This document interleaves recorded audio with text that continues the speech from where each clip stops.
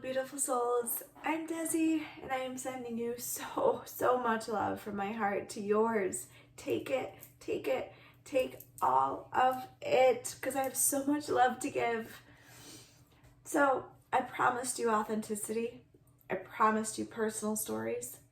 I promised you raw, true life crap. And so I thought I'd jump on tonight.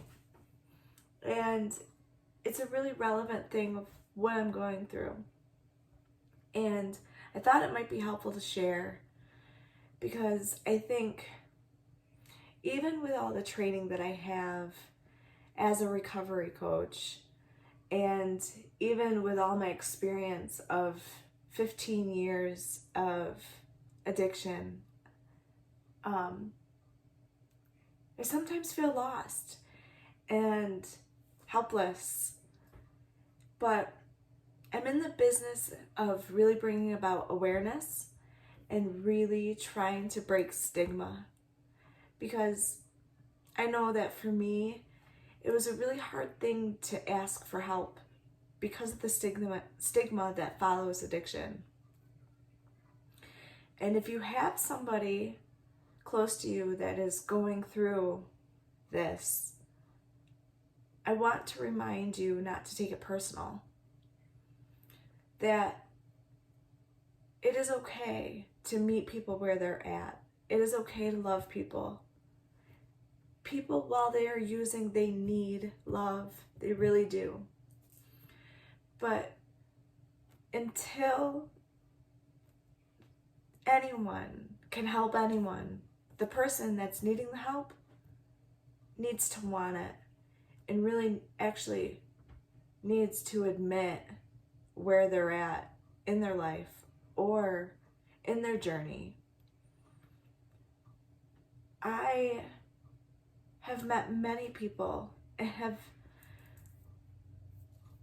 tried to give advice, and just off of personal experience and what things that have helped for me and things that have helped for other people in my recovery community.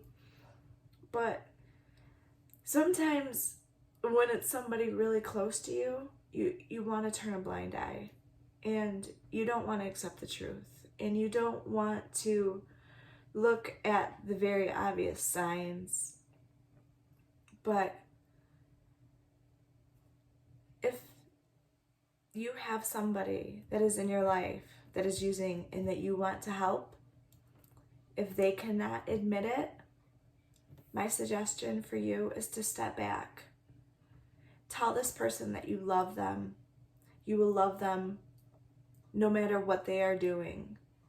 But until they can come to terms with what is actually going on, you need to say, I need to step back.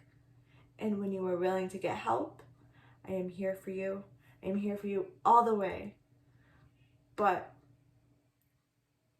now, especially when it's close family, and especially in somebody that's in my position, this is where there's a fine line of, I believe in harm reduction. I believe in, I don't care if you're using, I will help you as long as you're admitting to me that you're using. That's like the first step. What is the point of even coming to me and asking me anything if you can't first acknowledge the problem? So I wanted to share my personal experience of some of the struggles that I have and the things that I do to help me get by. I called my mom crying, because I want to help this person. I do. I want to be there, and I want to see the best in them. But as a person in recovery, I cannot subject my family or myself to that scene. I am very cautious about my circle. And that is how I protect my sobriety. That is how I protect myself. That is how I protect my soul. That is how I protect my own energy. And your family might not like you at first. When my mom stepped back out of my life, I didn't talk to my mom for a year, and I hated her. I really did. I hated her. I despised her for everything that she did. But if it wasn't for her being the person that she was, I probably wouldn't be here, because I didn't have the courage to ask for help. My turning point in my story is that I got caught. And it just so happened that that's when it started to turn. That's where my journey of recovery began, is when I got caught. And I don't know how far I would have gone. I don't know if I would have made it. I don't know if my babies would be in my life right now. But tonight is a humble night. And I'm trying to put forth and practice what I preach. So what you focus on expands, Desiree. And I'm not turning a blind eye. I'm just not choosing to analyze the situation anymore. I'm choosing not to go back in time.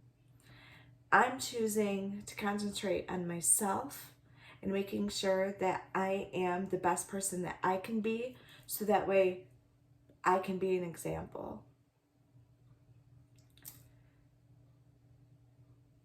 I know that I can't save everyone, and I know I didn't want to break down in this video. This was not supposed to be any type of emotional video, but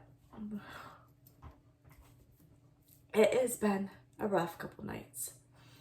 And so there are days when I have moments of breaking down. There are days where I still have my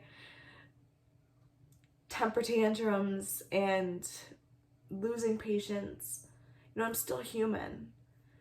But I also have the will to bounce back. And I also have that will to keep going. And I know that I can make positive changes in someone's life once they let me. So I guess the reason why I made this video was just for any family member that has someone close to them and isn't willing to admit where they're at. Step back. Protect yourself. Protect your energy. Protect your family. And then be there for them when they're ready. Peace, love, and light to all. I just thought I'd give a little snippet of some of the not so positive stuff all the time, because, you know, we have that polarity. Sometimes we need things to start crashing down, because when we know what we don't want, we know what we do want. And for right now, all I can do is pray for her. And when you pray for somebody else, you'll get what you want. So I hope you all have a good night, and I hope you find this helpful.